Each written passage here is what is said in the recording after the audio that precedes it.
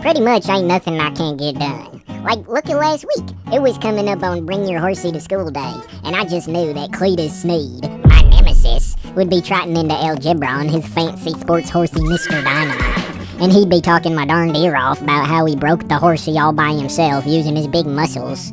Of course, I never much understood that word breaking people use talking about horsies, cause what's the point of having a shiny new horsey if the darn thing's already broken?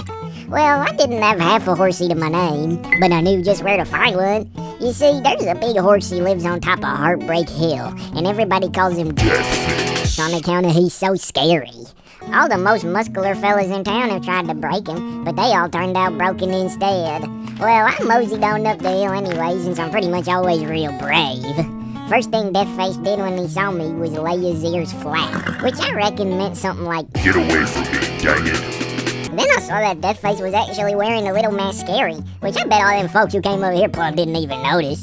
So I said, "Gee, I like your makeup, mister," and Deathface stomped on the ground, sort of like, "Thanks, I guess." Then I said, "Do you want a friend?" And he swished his tail like, "No way." So I figured I'd try out a sneaky trick I learned from Mama. You see, way back when I was more baby-like, I was always too busy doing stunts to go bathroom. And Mama'd yell, "Missy, you need to go number one." And I'd yell back, "No."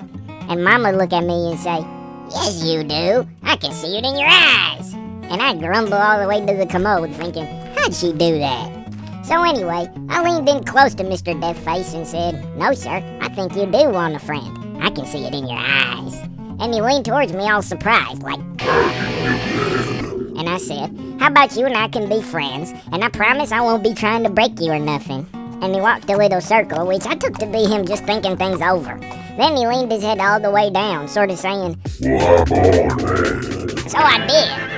And I wish I could show you Cletus Sneed's face when we showed up in algebra, probably something like this. But we never ended up at Bring Your Horsey to School Day, because Deathface walked right past the school and kept on going in a straight line. And now we're halfway to California, and I don't know where he's taking us, but at least I know he ain't broken. Gee, I sure hope we stop at the Grand Canyon, though.